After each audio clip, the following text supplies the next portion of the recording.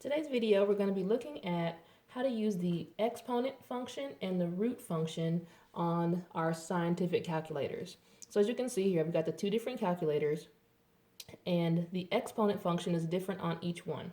Actually, I have a third one too. And the exponent feature is different on every single one of these. So for the first one, our exponent button looks just like an exponent. It has a letter X and then a square to type in your exponent. Whereas on this calculator, if you can see, it has an X to the Y button. So you have to know that the X represents the base and the Y represents your exponent. And then on this third calculator, the exponent function is actually this arrow. So you've got to know your calculator well enough to know what the button looks like so that you can be able to do what you're wanting to do on the calculator.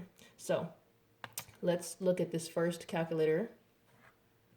And let's say we wanted to do 8 squared. Now there is a shortcut button where it has an x to the second power and even an x to the third power already built in on this calculator. So let's first turn it on. All right. And let's do 8 to the second power, which looks just like that.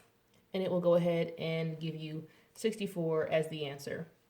We can do the third power without having to do the extra feature, and we get 518. Now if we, 512. Now if we want to do 8 to the fifth power, a number that's not built in, then we'll have to use the button that has the little X to the box, all right? So we type in the base first of 8, then we're going to raise it to the power of 5, and we get 32,768. Now, I mentioned that they're different on each calculator.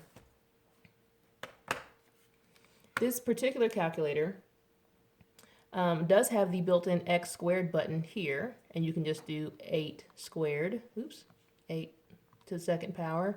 Notice I didn't have to push equals. As soon as I pushed the second power, it gave me the number already.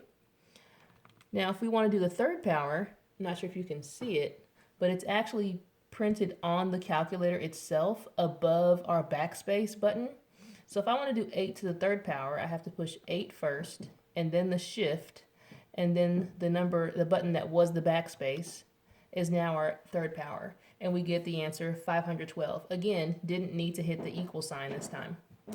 And then on the third calculator, the one that's very different, it also has a feature for x to the second power built in.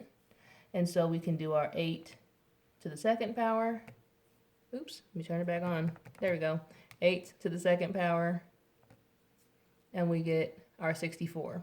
But like I mentioned, the button for raising it to a power higher looks like what they call a caret, all right? So to do 8 to the third power, we can do 8 raised to the third power and then hit equals, and we get our 512. And then for the fifth power, 8 raised to the fifth power, we get our 32,768. Let's see, I don't think I did 8 to the fifth power on this one, where it had the X to the Y. So whenever you have a button on your calculator that has multiple letters, like X and Y, to help you know what order to enter them in, always go with alphabetical order. X comes before Y in the alphabet, so I'll put the number for X first, and then the number for Y will go second. Because this one, of course, doesn't have a second row to view what you've typed in, so you just have to know the order you're putting it in. So we have 8, and we're going to raise it to, again, there's no change on the screen, and then the fifth power, and then hit equals.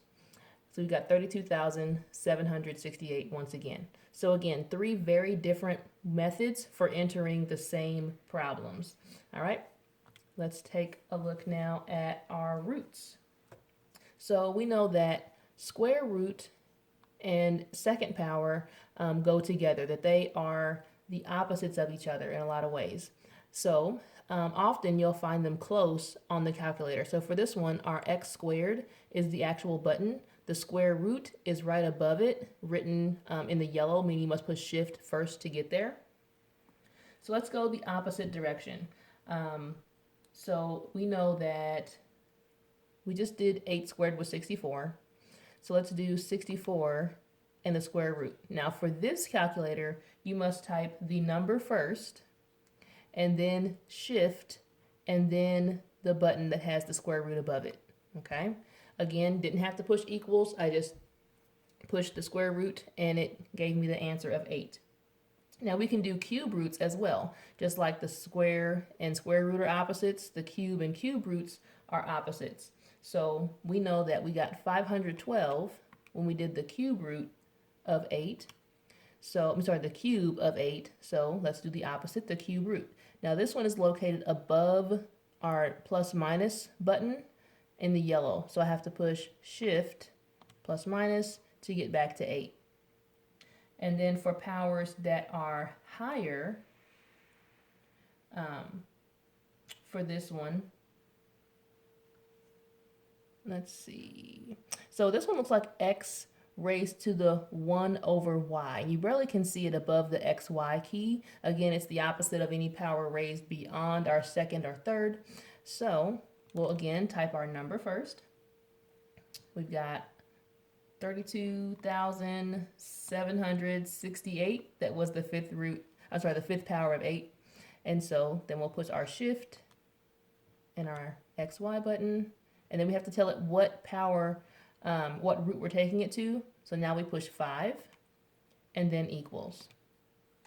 All right, so again, that was a little bit more of a, more buttons to push on this one. And again, you had to know the x comes first and then the y. We also note that this exponent being 1 over y is another way of writing a root, okay? Now the other calculators, it's a little more straightforward.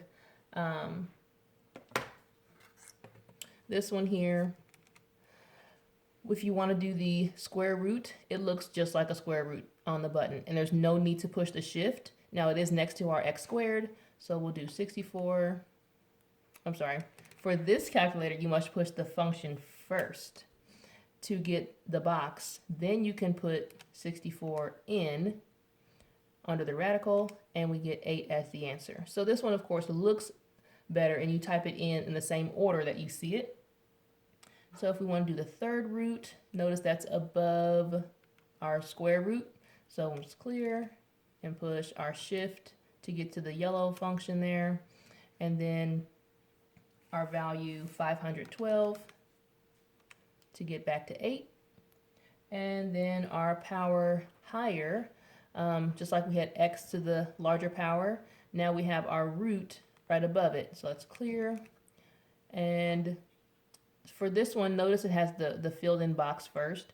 Let's put our fifth, because we're taking the fifth root. Then we'll push the shift, and then our higher index there. And you can see now you've got the fifth root ready to go. And we type in 32,768 and equals to get back to 8. So again, very different function, very different buttons to push on each of these.